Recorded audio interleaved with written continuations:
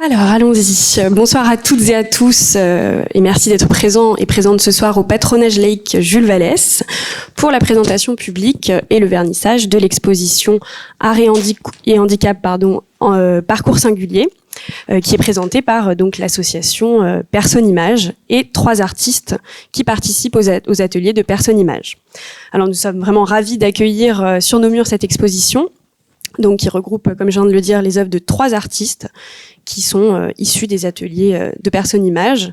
Donc Personne Image, comme Catherine Tout-le-Monde, la présidente, vous l'a dit tout à l'heure pendant la présentation, c'est une association qui a été créée il y a plus de 40 ans et qui accueille chaque année en Île-de-France plus de 300 participants et participantes en situation de handicap dans des ateliers d'expression artistique, donc qui peuvent être des ateliers d'art plastique, de danse, de théâtre, etc.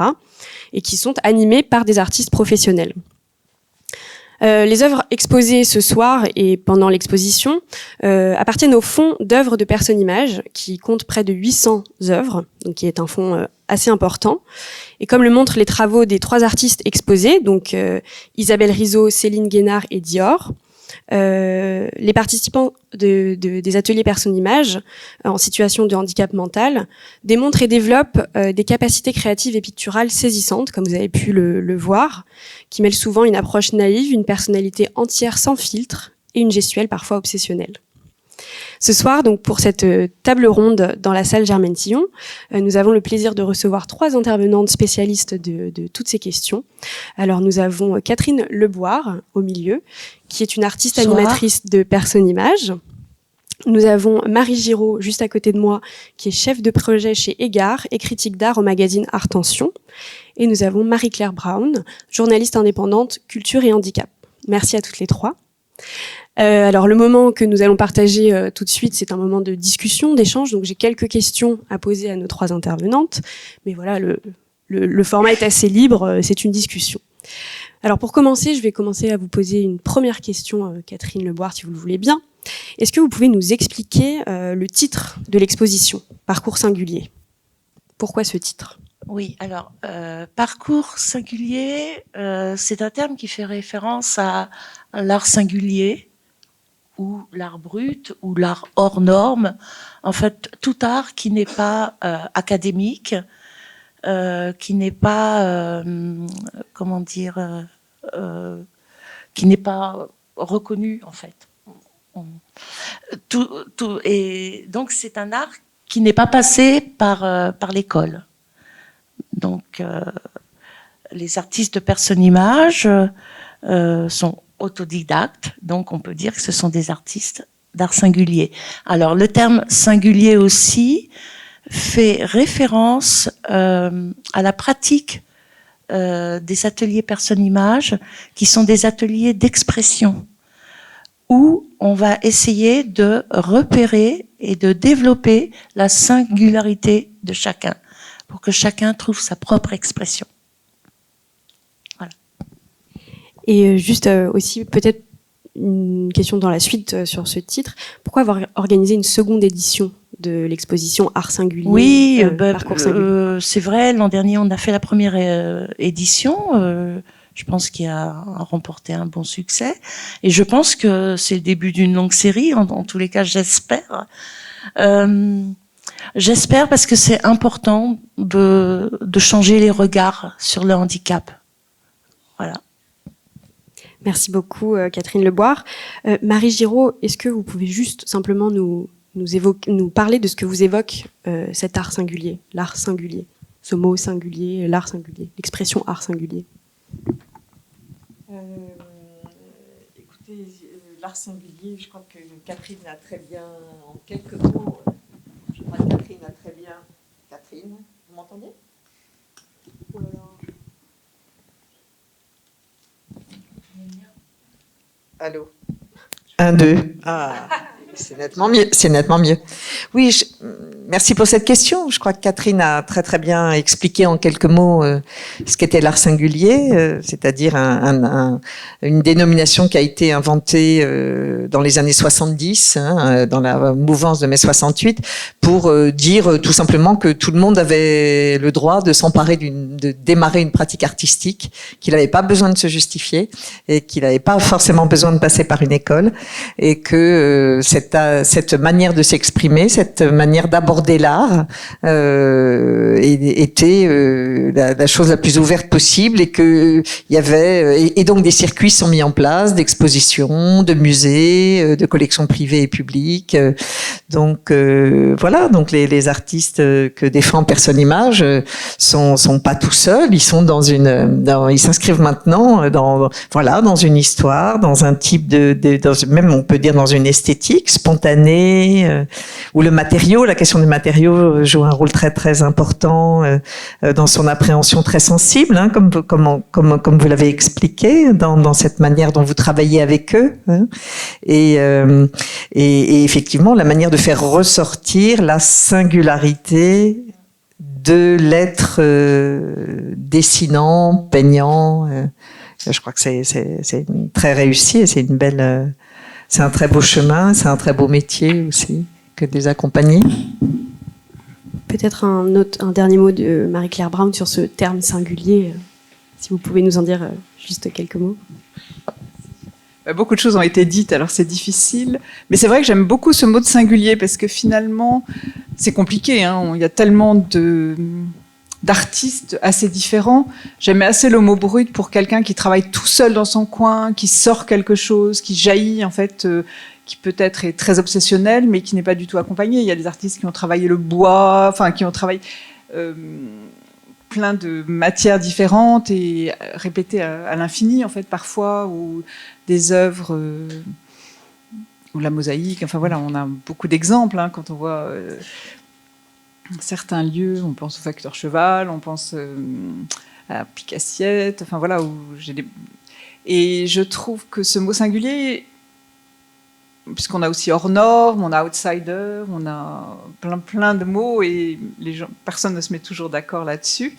Et je trouve que là, de faire sortir cette singularité, parce qu'on n'est pas dans un atelier, c'est pas académique, mais il y a quand même un accompagnement par un artiste qu'on n'a pas d'autres artistes qui sont plus seuls. Et je trouve que de les aider à exprimer cette singularité ou ce jaillissement artistique, de les accompagner autour de techniques, en fait, vous pourrez peut-être nous en dire un petit peu plus. Je trouve que ça, c'est très beau, parce que finalement, c'est peut-être plus difficile que pour d'autres artistes, dans certains cas. Enfin, voilà, mais d'être là dans un atelier avec un artiste qui connaît bien les techniques, proposer le pastel, la peinture, le bic, les collages, et de permettre à la personne d'exprimer, quand elle n'a pas toujours la parole non plus, des choses, c'est singulier, ça lui permet d'exprimer cette... Et on voit d'ailleurs qu'il y a des choses originales, qui sont... On reconnaît en chacun une singularité et sa patte, en fait, voilà. C'est l'intérêt de ces ateliers d'expression. Alors justement, avant que Catherine Leboire peut-être nous décrive comment ça se passe dans les ateliers, est-ce que Marie Giraud et Marie-Claire Brown, vous pouvez peut-être nous dire aussi ce que vous avez pensé, ressenti devant les œuvres des 3 artistes qui sont exposés ce soir? Le micro marche à nouveau.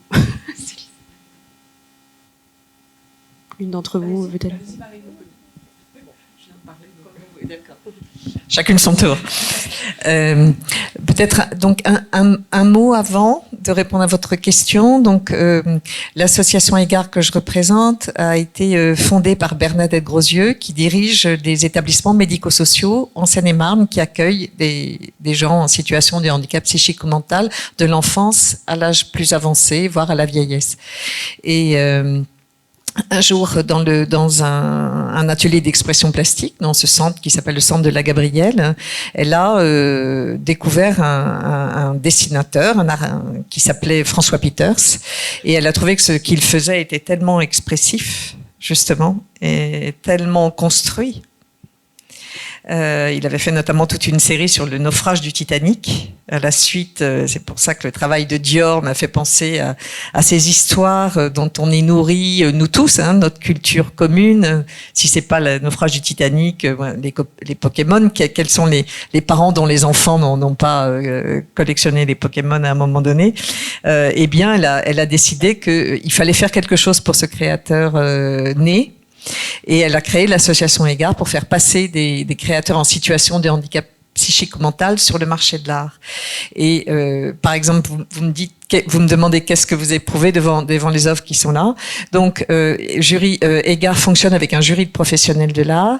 Et donc, il n'y a pas très longtemps, on a présenté un des artistes défendus par Personne Image au jury. Alors, il se trouve que cette année, finalement, il y avait d'autres dossiers qui étaient très très solides, très très aboutis, et que Égard est une petite association dont on peut pas faire rentrer énormément d'artistes. Mais donc cette année, aucun artiste de Personne Image n'est rentré à Égard. Mais par exemple, en 2020, un des artistes de Personne Image est rentré chez nous. Et donc, c'est vrai et en ce moment, il est exposé à Poitiers, puisque Égard fait une exposition à Poitiers.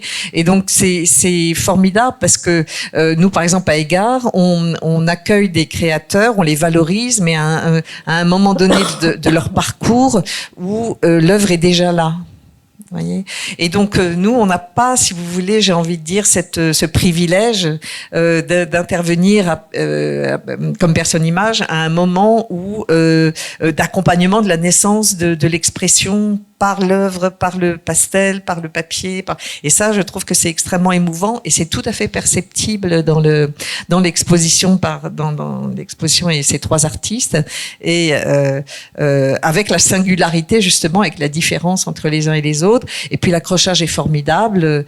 Sandre, il doit beaucoup à Sandre, le choix des œuvres, c'est-à-dire que le fait de présenter un travail en cours, c'est-à-dire que si vous voulez, il faut bien faire la différence entre les dessins qui sont dans l'atelier. Donc c'est tout à l'honneur de Catherine et de Sandre et de voir, d'arriver d'avoir encore un regard suffisamment propre.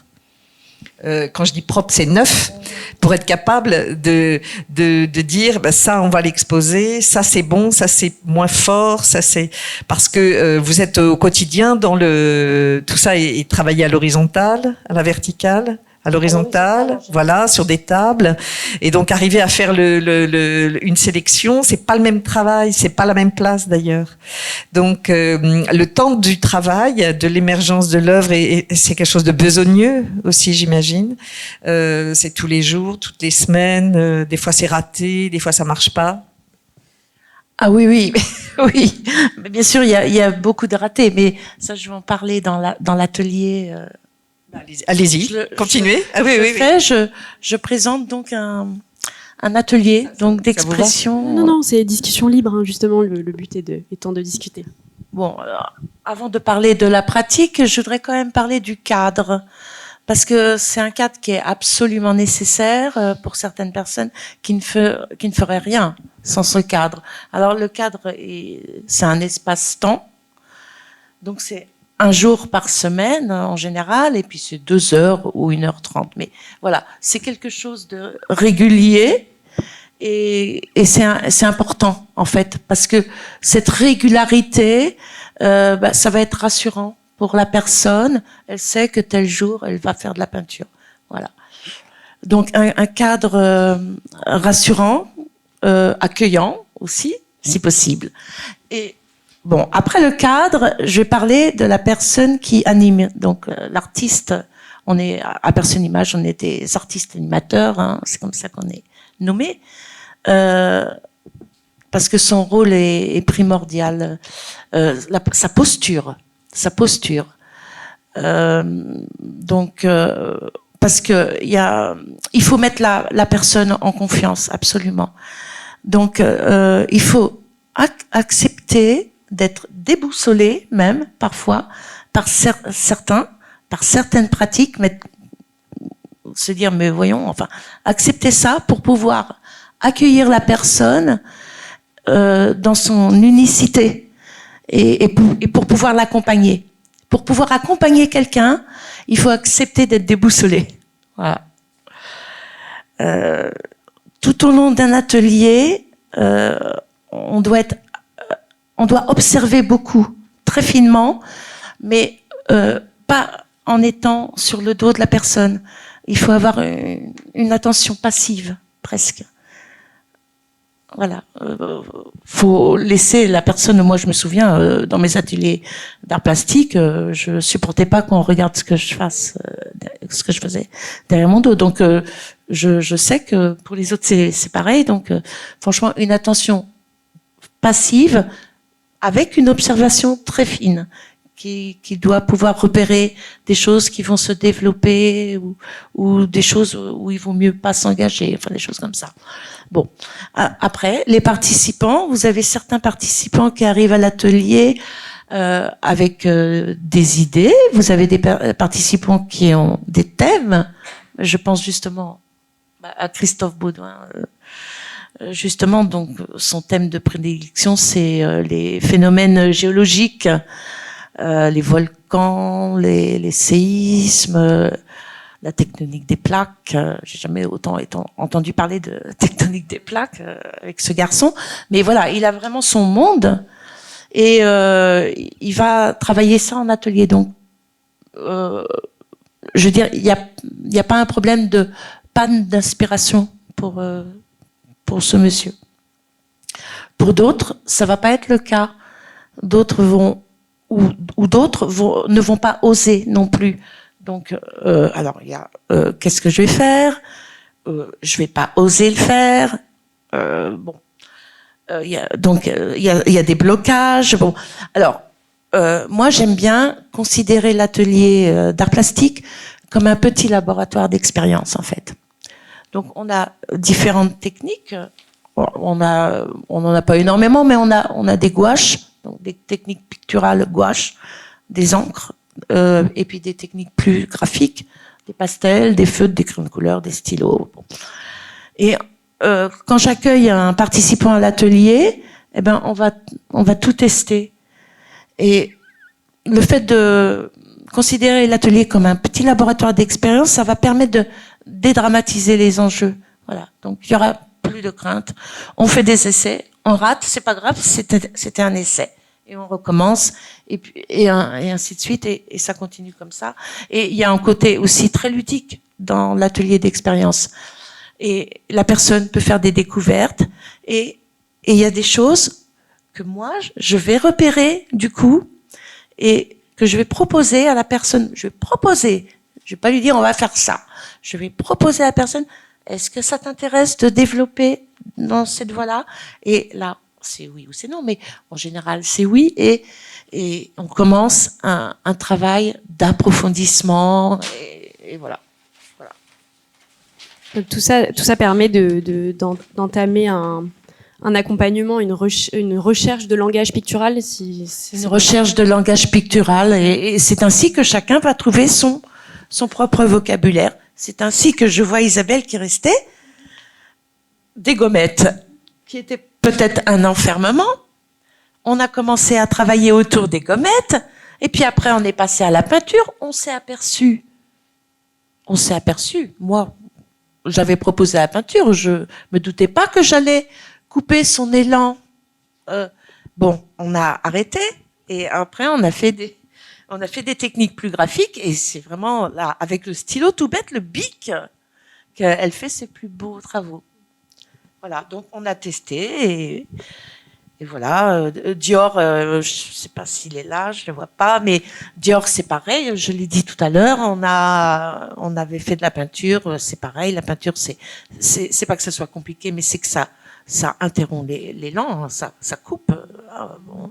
Donc voilà, technique graphique. Pour d'autres, ça va être les encres. On va jouer avec la fluidité des encres.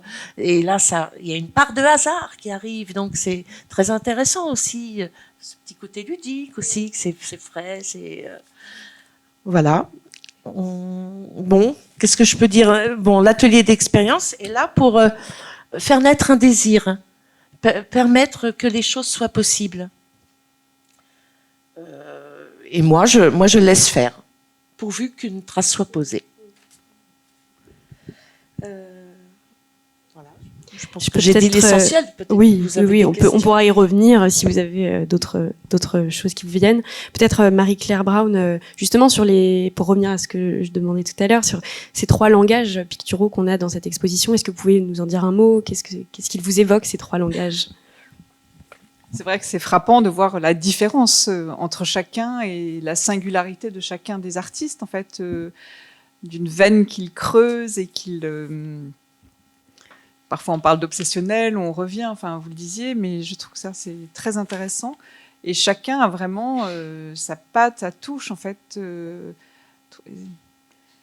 J'aime ça. Enfin, je trouve que dans ce que vous disiez, voilà, c'est comment la personne arrive, on lui fait... Peut-être qu'elle a déjà testé des choses, donc là, vous allez la laisser libre.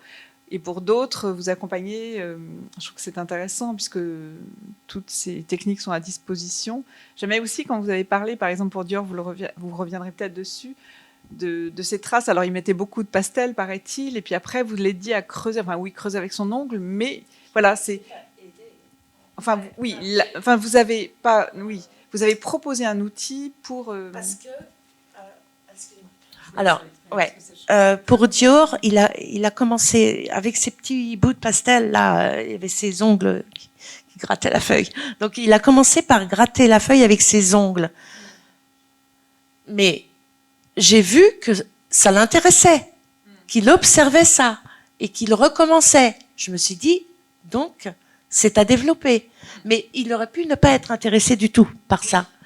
Auquel cas, je n'aurais rien dit, j'aurais laissé tomber. Je me serais dit, voilà, la trace est là, bon, elle est là, mais je vais rien en faire. Mais comme il était intéressé par ça, c'est là que je lui ai proposé un outil. Et là, chose inattendue, je m'attendais pas à ce qu'il redessine. Du coup, l'outil a permis le dessin. Voilà. Et c'est là où c'est intéressant de voir que quand on met à disposition, parce que certains artistes ont travaillé avec ce qu'ils avaient autour d'eux, mais finalement, cet accompagnement, ce que l'atelier permet en fait d'évoluer ainsi, on voit ça. Et sinon, je suis frappée, puis d'autres personnes qui étaient... On aura peut-être aussi un échange avec la salle. C'est vrai, ces couleurs, en fait, des formes qui sont des techniques, une liberté en fait justement qui est très importante. Alors justement, cette liberté, c'est pour ça l'intérêt du petit laboratoire d'expérience, parce que la liberté d'expression, en fait, c'est très dur. Hein. Donc, le petit laboratoire permet de dédramatiser beaucoup. Je voudrais rajouter aussi quelque chose sur la pratique en atelier. C'est primordial aussi de respecter les intentions de la personne. Elles peuvent très souvent, d'ailleurs, être contraires à ce que moi, je pourrais attendre d'elles. Mais justement, c'est pour ça que je dis, je peux être déboussolée, mais tant pis pour moi. Hein, je veux dire, mais je dois absolument respecter ce que fait la personne, même si c'est contraire à ce que j'attendais. Peut-être une question, si vous permettez. Est-ce que ça fait combien de temps que vous êtes à Personne Image ? Ça fait plus de 15 ans maintenant. Voilà. En 15 ans, ça serait quoi vos plus belles réussites ? Mais en fait, je sais pas. Mais il y en a tous les jours. Enfin, je ne parle pas de réussite sur la qualité de l'œuvre. Je parle peut-être la qualité de l'œuvre, mais peut-être une question plus large sur ce que vous dans votre travail d'accompagnement. Dans mon travail, voilà. Ça serait quoi la réussite ? Voilà. Alors, pour moi, c'est extrêmement enrichissant. Et moi, j'arrive à un atelier en me disant, quelle surprise je vais avoir aujourd'hui. Voilà. Donc, c'est la surprise. Alors, l'inattendu. Quelques exemples. Peut-être 5 moments ou 5...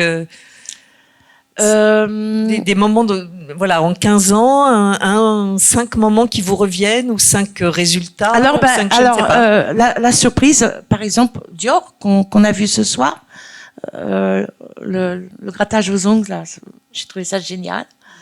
Après, j'ai un autre jeune dans un atelier polyhandicapé, très très compliqué, et il est...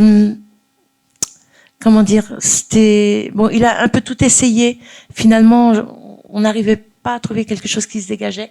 Et finalement, c'est à force de faire du feutre, les feutres se sont usés. Et en fait, avec des feutres complètement usés, ça a donné des matières. Et en fait, ça l'a intéressé lui aussi, parce que comme il faisait beaucoup de surplace, il finissait par trouver sa feuille, et ça le dérangeait. Avec le feutre usé, il ne trouvait plus sa feuille, donc sa feuille restait intacte, et ça lui a permis de se déplacer davantage sur sa feuille. Bon, ça c'était une surprise qui est arrivée dernièrement, qui m'a fait plaisir. Mais il y en a souvent, hein, des petites choses comme ça. C'est des petites choses, c'est inattendu, voilà. C'est des petites choses qui me font dire tous les jours, j'aime mon métier, quoi. Bravo. C'est beau, c'est émouvant.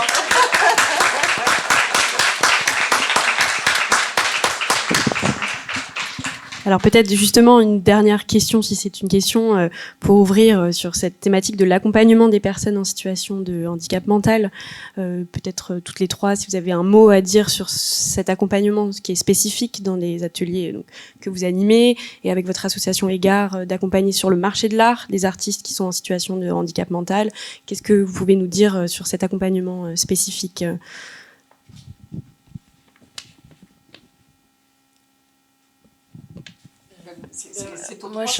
Oui, c'est une question. Pardon, c'est une question. Oui, vous avez chacune quelque chose à dire dessus, je pense. Pardon, j'ai pas précisé. C'est pas évident de. En tout cas, je pense que, ce qui me vient, c'est aussi cette liberté que vous laissez. Donc, j'aime bien cette manière dont vous dites d'être à l'écoute, d'être très fine en fait. Parce que c'est vrai qu'il ne faut pas être là pour imposer quelque chose, pour entraîner dans une voie ou se dire où ça c'est beau. Et je réfléchissais, ce que je trouve c'est aussi une grande liberté parce que finalement certains d'entre nous se sont frottés à essayer de peindre ou je connais beaucoup de gens qui sont... Mais on a toujours très peur du regard. Peut-être que les personnes accompagnées ont moins cette peur, hein, les artistes de personnes images, sur leur œuvre. Je me disais que ça pourrait être intéressant aussi et qui peut-être laisse aussi, et moi ça m'intéresserait de savoir aussi ce que ça vous apporte peut-être dans votre pratique, mais en tout cas c'est peut-être le mot liberté, oui, qui me vient. Oui, les artistes de personnes images, forcément, ils ne sont pas professionnels, on va dire, enfin, ils ne sont pas dans le marché de l'art, donc ils ne cherchent pas à séduire. Ils ne cherchent pas à plaire, donc ils font l'art pour eux, pour s'exprimer. Et c'est l'art à l'état pur. Je sais pas. Et après, vous... Je disais éventuellement pour vous, oui, c'est ça. Mais et ce qui est frappant aussi chez certains, c'est qu'il y a une sorte d'urgence. Enfin, il y a aussi une sorte... Il y a quelque chose de vital, non, chez certains artistes, dans leur pratique. Oui, quand on n'a pas les mots, quand on... Mais c'est le seul endroit, c'est pour ça qu'il est important l'atelier où ils sont, cette liberté justement. Ces personnes-là, ils pourront jamais décider de quoi que ce soit, ils font aucun choix, donc c'est le seul endroit où ils peuvent faire ça, où ils sont véritablement sujets. Voilà, ils sont pas que acteurs, ils sont sujets acteurs. Je crois qu'il y avait la question donc par rapport à votre pratique, qu'est-ce que ça peut vous apporter? Ouais, par rapport à ma pratique, alors j'aime bien parce qu'Isabelle est toujours là. Ben Isabelle, j'ai essayé de faire comme toi, ben j'y arrive pas. Parce que j'ai pas trouvé mon tempo sans doute. Mais alors j'ai essayé, ça a donné autre chose. Voilà, du coup, ça a donné autre chose. J'ai un autre garçon dans un autre atelier qui fait du feutre. Je suis assez fascinée. Dior, Sandre, il faudra que je te présente. Je suis assez fascinée par ce qu'il fait. C'est du feutre. Le feutre, bien souvent, c'est dénigré par les artistes. Et ben moi, j'ai redécouvert le feutre cet été pendant mes vacances. Je me suis mis à pratiquer le feutre. Alors, j'ai voulu faire comme ce garçon, bien sûr. Et bien sûr, ça a encore une fois donné autre chose, mais ça a développé quelque chose de nouveau dans ma pratique personnelle. Ouais, c'est très riche pour moi aussi. C'est à double sens. peut-être un dernier mot sur. Un dernier mot, écoutez, il y a un des artistes de Personne Image donc qui est entré à Égard et en ce moment il est exposé à Poitiers où Égard a été sollicité par la ville de Poitiers pour réaliser un co-commissariat, comme on dit dans le monde de l'art, donc pour organiser et concevoir une exposition. Et donc il y a cet artiste de Personne Image qui s'appelle Christophe Baudouin et dont Catherine a C'est la tectonique des plaques. Ouais. Enfin, il a une œuvre il a un travail qui est double, hein, parce qu'il est à la fois fasciné par la figure féminine et en même temps par les volcans et la géologie. Et il y a des dessins où les deux se mêlent. Et c'est là que ça devient très très intéressant. Et donc il y a un immense dessin. Ça doit être en tout 5 formats raisins qui sont collés les uns aux autres, et on l'a accroché au mur comme ça. Et quand on rentre dans la salle des artistes d'Égard, parce que c'est une exposition sur 350 mètres carrés, donc il y a énormément d'œuvres, et donc c'est tout un continent. D'ailleurs c'est l'Antarctique. Et en dessous il y a 3-4 autres dessins, et notamment 2 dessins qui ont été achetés par un fonds de dotation qui s'appelle le Fonds Art sans exclusion. Donc voilà, c'est aussi la preuve que certains créateurs artistes passés par Personne Image ou par d'autres associations, parce qu'il y en a beaucoup, peut-être pas qui font toujours le travail de qualité qui est fait ici, mais enfin qui existe et qui compte, hein, dans ce paysage d'accompagnement qui est essentiel. Et bien voilà, parfois oui, certains peuvent passer dans un monde plus normalisé du monde des expositions, dans des lieux culturels qui sont dédiés, dans des expositions où se croisent toute une série d'artistes qui ont des origines très diverses. Et voilà, donc si vous passez à Poitiers, c'est une exposition qui a lieu dans un lieu qui s'appelle le Miroir, qui est sur la place de l'Hôtel de Ville, à gauche de la mairie. Et cette exposition qui s'appelle Brut, génie insolite et artiste hors les normes, a lieu jusqu'au 17 septembre, c'est-à-dire jusqu'aux Journées du patrimoine. Voilà. Et vous verrez que Christophe Baudouin est très très bien mis en valeur et représenté. Voilà, je déposerai sur le bureau à l'entrée quelques cartons de cette exposition, et c'est l'occasion de voir des œuvres d'un artiste de Personne Image dans un contexte plus global, et voir comment ça travaille, de comparer, pourquoi pas, on a le droit, et surtout d'apprécier. Voilà. Merci beaucoup pour ces informations. Merci à toutes les 3 pour vos réponses et pour ces interventions. Merci aux 3 artistes et bravo à eux pour cette superbe exposition. Je vous remercie vous aussi également pour votre écoute, et si vous avez des questions ou des remarques, c'est le moment.